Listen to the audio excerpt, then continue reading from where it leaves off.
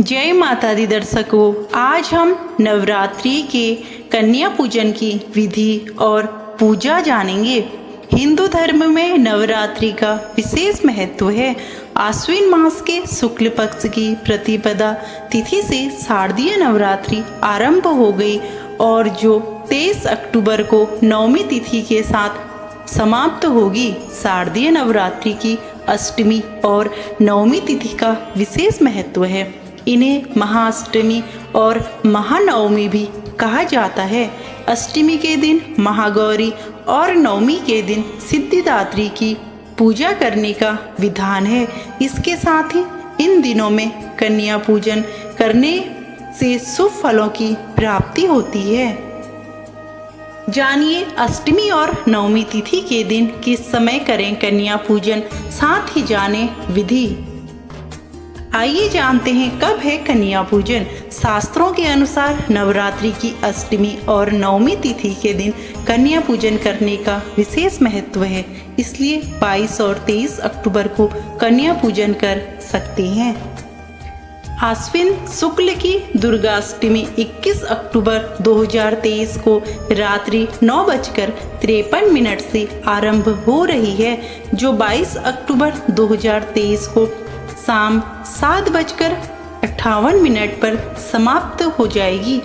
ऐसे में अष्टमी के दिन सुबह से लेकर दोपहर तक कन्या पूजन कर सकते हैं। अष्टमी तिथि का शुभ मुहूर्त है सुबह 7:51 से 10:41 तक। दोपहर का मुहूर्त है दोपहर 1:30 से 2:55 तक। आइए जानते हैं महानवमी की कन्या पूजन का शुभ मुहूर्त। आश्विन शुक्ल की महानवमी तिथि 22 अक्टूबर 2023 को शाम 7:58 से आरंभ हो रही है, जो 23 अक्टूबर 2023 को शाम 5:44 पर समाप्त होगी। सुबह का मुहूर्त सुबह 6:27 से 7:51 तक शुभ मुहूर्त रहेगा। दोपहर में शुभ मुहूर्त दोपहर 1:30 से 2:55 तक शुभ मुहूर्त रहेगा। आइए जानते हैं कन्या पूजन विधि।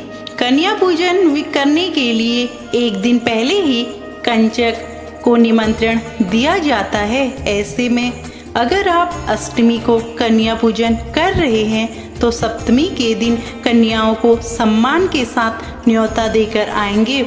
इसके बाद दूसरे दिन श्रद्धा के साथ उन्हें अपने घर लेकर आएं।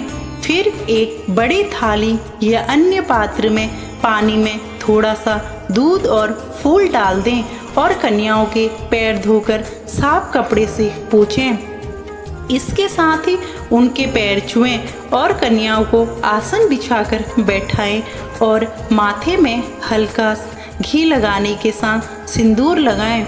इसके बाद अक्षत लगाएं और फूल अर्पित करने के साथ चुनरी पहनाएं। इसके बाद उन्हें भोजन परोसें। आप उन्हें पूरी, चना, हलवा या फिर अपनी योग्यता के साथ खाना खिला सकते हैं। भोजन करने के बाद कन्याओं को गिफ्ट के साथ कुछ पैसे दें और पैर छूकर उनका आशीर्वाद लें और भूल चूक के लिए माफ़ी मांग लें। अंत में कन्याओं के हाथ में थोड़े थोड़े कच्चे चावल दें और घर में मौजूद महिला अपने पल्लू में उन्हें ले लें।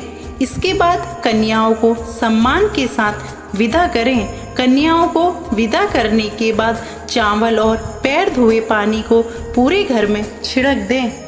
आइए जानते हैं कन्या पूजन के नियम। कन्या पूजन के लिए सबसे अच्छा दिन नवमी और अष्टमी माना जाता है।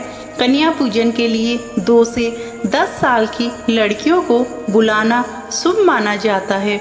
कन्याओं के साथ एक छोटे लड़के को अवश्य बुलाएं, जिन्हें लंगूर कहा जाता है।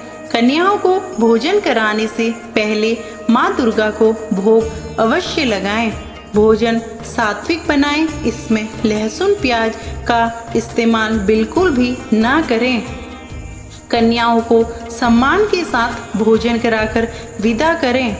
कभी भी उन्हें अपशब्द ना बोलें, क्योंकि माँ कन्या रूप में ही हमारे घर में आती हैं।